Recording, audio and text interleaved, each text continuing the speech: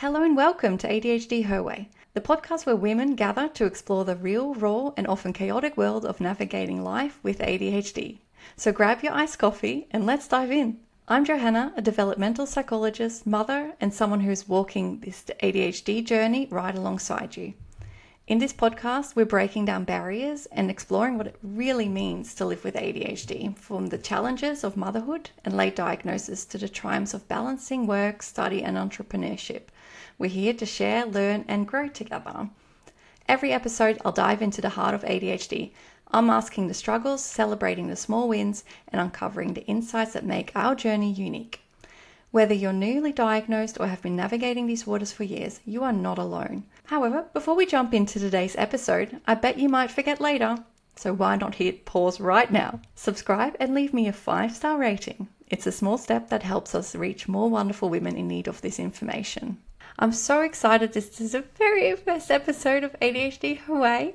Today it's just you and me, but I cannot wait to share the lineup of amazing guests that are coming on this season. So we'll be tackling topics like ADHD assessments, diagnosis, burnout, navigating eating disorders, autism, and other comorbidities, understanding ADHD medication in the postpartum period, debunking ADHD myths, holistic treatment options, and so much more. Whether you're diagnosed or still seeking answers, the upcoming episodes will have you entirely covered. Firstly, let's define ADHD. So, attention deficit hyperactivity disorder.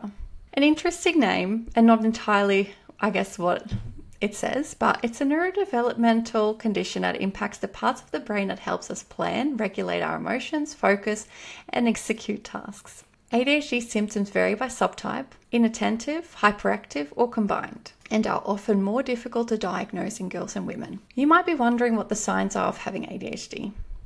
Now, some of the common traits include restlessness, reduced focus and attention, poor time management, emotional dysregulation, hyperactivity, impulsivity, and more generally executive dysfunction. However, for most women, including myself, the biggest struggle is actually rejection sensitivity dysphoria. That's actually been coined by some, and some say it's not actually in the diagnostic manual. It's actually the strong reaction to rejection and criticism that's typically resulting in an emotional hangover affecting almost every relationship. That and just entire overwhelm is what I think a lot of women tend to experience. Now, when it comes to the diagnosis, you're probably not at all surprised when I tell you that many of us women don't actually get diagnosed until we're well into our adulthood. And this might include yourself. So when I too was finally diagnosed a couple of years into having my first, I began to realize how common it actually was for women like me to have hit that postpartum period and suddenly to come to the realization that our coping skills are just no longer cutting it, leaving us overwhelmed and really dysregulated. But also the fact that many do also parent neurodivergent kids, and it's not until their kids receive an ADHD diagnosis that it spurs the parent to pursue one too. I'll most definitely delve into that topic a lot more with future guests.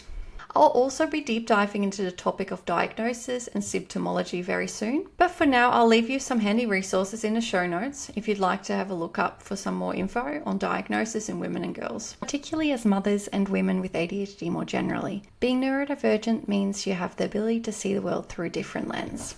We can often be creative, spontaneous, and also full of zest. However, this can sometimes feel like a bit of a double-edged sword because on the flip side, we tend to often struggle with things like organization, time management, time blindness, and emotional regulation more than others. For many, it's actually the lack of knowing why it's that we struggle and how to manage that makes the journey undiagnosed really difficult. Plus, many of us are really wary about rejection, so we tend to actually mask, which often looks like people-pleasing and overcompensating through perfectionism. It results in us ADHDers to be some of the worst critics of ourselves. I bet you can probably relate if I say that I have a real nasty voice in my head that loves to remind me how much I should worry, whether others like me or whether I said something wrong in that conversation to a colleague or a friend last week. But it also can show up in the form of incredible regret that after losing it once again, snapping at your children, when we try to get out of the house, leaving far too late once again, it's not only that 0 to 100 feeling, but our fight and flight response that's so hard to contain. It's also our emotional hangover lasting hours sometimes days, which can be incredibly hard to bear, especially when you're responsible not only for regulating your own emotions, but also those of your kids. I want to let you know that I'm very far away from having a complete, comfortable conversation about my own experience with ADHD. I am very much still on the journey of unmasking myself. And as I learn more about it and what that means, that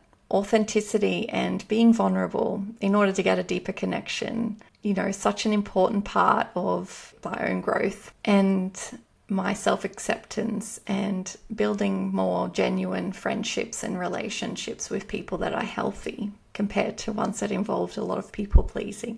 And most of all, probably just having a voice inside of my head that actually reminded me of how much I was actually trying and not just being lazy or, being a crap mum. That it was actually a voice that reminded me that I was really doing the best I could.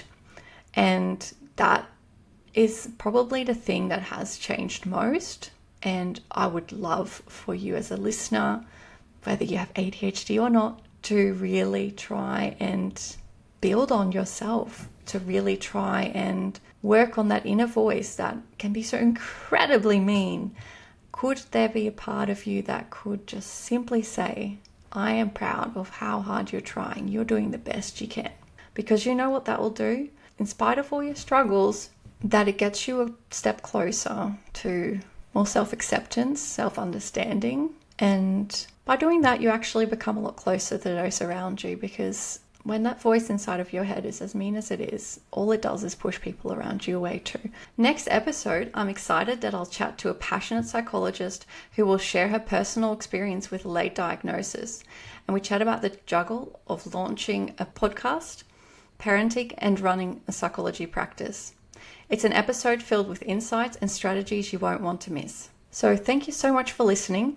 Don't forget to hit subscribe, rate and follow us on Instagram, and see you back here for your weekly dose of dopamine.